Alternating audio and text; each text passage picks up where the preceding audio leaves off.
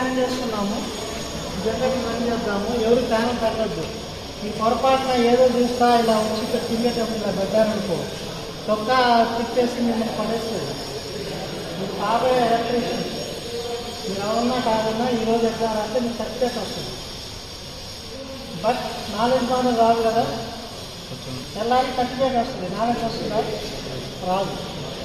Knowledge అనేది gain చేసుకోండి. Being electrician మీరు ఒక వర్క్ చేసేటప్పుడు పర్టికులర్గా కరెంట్ వర్క్ కంపల్సరీ జేబులో టెస్టర్స్ ఉండాలి, కటింగ్ ప్లేయర్స్ ఉండాలి.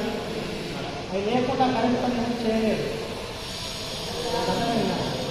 మరి ప్రాక్టికల్ ఎగ్జామ్ ఉన్నప్పుడు మీరు టెస్ట్తో రావాలి. వచ్చేవాడిని ప్యానల్ బోర్డు ఎంసీబీ అని, ఓకేనా? దీని ఎంసీబీ, ఓకేనా? ఇది 3 ఫేజ్ సప్లై, సింగిల్ ఫేజ్ సప్లైయా? 3 ఫేజ్. ఎట్లా చెప్పావు? 3 పోల్స్ ఉన్నాయి. 1, 2, 3 RYB. ఇదేంటి? న్యూట్రల్. న్యూట్రల్. అంటే న్యూట్రల్ ఉందంటే అదేంటి?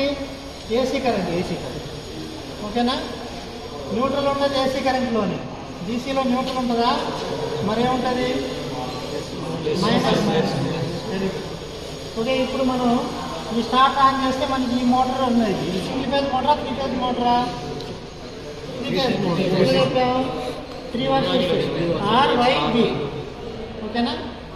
సో ఈ మోటార్ రన్ చేస్తే ఆటోమేటిక్గా జనరేట్ ఆడిద్ది. ఆడిద్దా? ఎందుకు ఆడిద్ది? కప్లింగ్ ఉంటాం. రెండు మెకానికల్గా కప్లింగ్ అయి ఉన్నాయి కదా.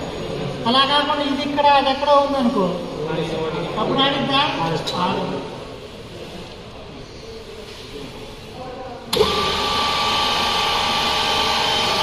ఓకేనా? ఇప్పుడు జనరేట్ ఆడినాక ఒక అర నిమిషం తర్వాత మనకి కరెంట్ జనరేట్ అవుతుంది. తర్వాత మనకి డీసీ వస్తుంది. ఇక్కడ డీసీ వస్తుంది కదా, దీన్ని ఇప్పుడు ప్లస్ మైనస్ ఉన్నది ఇక్కడ. ఓకేనా? ప్లస్ మైనస్ ఉంది, ఆన్ చేస్తుంది. ఇక్కడ జనరేటర్ వస్తుంది ప్లస్. ఓకేనా?